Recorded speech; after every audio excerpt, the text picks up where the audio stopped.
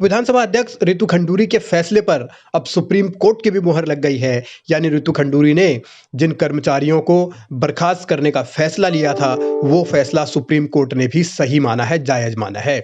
यानी कि रितु खंडूरी के फैसले पर पहले हाई कोर्ट की डबल बेंच की मुहर और अब सुप्रीम कोर्ट की मुहर ये बताता है कि रितु खंडूरी की फिलहाल एक बड़ी और बहुत बड़ी जीत है। साथ ही सरकार पर सवालिया निशान भी।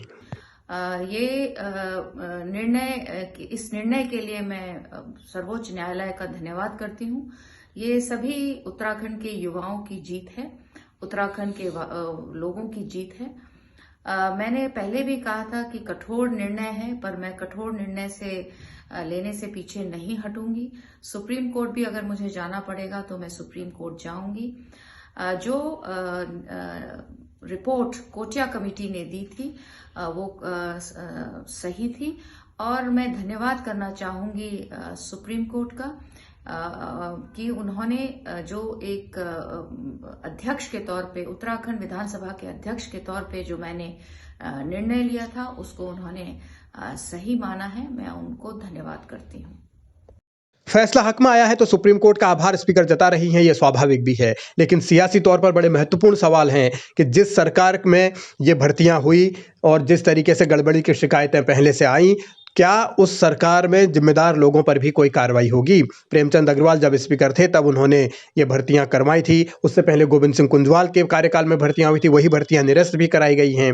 विचलन के जरिए ये भर्तियां की गई थी। तो अब बड़ा महत्वपूर्ण है कि इस पूरी सियासी बिसात में जब 228 कर्मचारियों की नौकरी जा चुकी है तो आगे का रास्ता क्या होगा वो तो नहीं मालूम। लेकिन लड़ाई अब इस बात को लेकर कि क्या जिन लोगों ने ये भर्तियां करवाई उन पर गाज गिरेगी या नहीं। विधानसभा अध्यक्षों द्वारा जो प्रस्ताव विधानसभा में भर्ती के बना करके मुख्यमंत्री के कार्यालय को भेजे गए, वर्तमान मुख्यमंत्री ने अपने पिछले कार्यकाल में प्रेमचंद अग्रवाल जी के 72 लोगों को गैर सैन्य के नाम पर भर्ती करने के प्रस्ताव पर विचलन के माध्यम से स्वीकृति जारी की और ऐसी ही प्रक्रिया इससे पहले के अध्यक्षों ने अपनाई और सबने विचलन के आधार पर मुख्यमंत्री से उस पर स्वीकृति ली।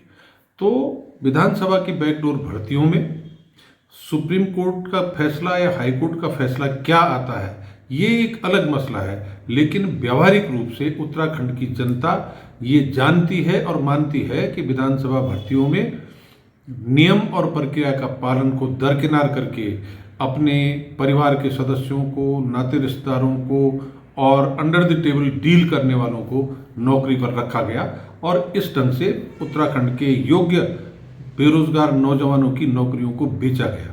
तो इस पर नौकरी लगने वालों से ज़्यादा दोषी विधानसभा अध्यक्ष और उनका स्टाफ और उस पर स्वीकृति जारी करने वाले तत्कालीन मुख्यमंत्री हैं, जो कि दोषी होने के कारण कार्रवाई के हकदार हैं। क्योंकि बड़े लोग हैं, सफ़ेदपोश हैं, इसलिए उनको बचाया जा रहा है और गरीबों पर गाज गिराई जा रही है। सफेद पोशों पर कार्रवाई होगी या फिर सत्ता की पावर उन्हें बचा ले जाएगी, अब इसके लिए उत्तराखंड की जनता इंतजार कर रही है। लेकिन दूसरा दिलचस्प पहलू ये है कि उत्तराखंड बनने के बाद से विधानसभा में जो भी भर्तियां हुई हैं उन भर्तियों में एक ही प्रक्रिया अपनाई गई है, ऐसे तथ्य सामने आए हैं। ऐसे में इस बात को लेकर सवाल है कि अगर प्रक्रिया एक है तो फिर नौकरी सिर्फ 2016 के बाद वालों की ही क्यों जाएगी? क्या उसके पहले वालों की नौकरी पर भी अब खतरा आया है? क्या सरकार उस पर भी कोई फैसला लेगी? इसको लेकर भी इंतजार करना होगा। लेकिन दूसरी तरफ ये जरूर कहा जा सकता है कि रितु खंडूरी का जलवा बरकरार है और अब निशाने पर सरकार आ चुकी है।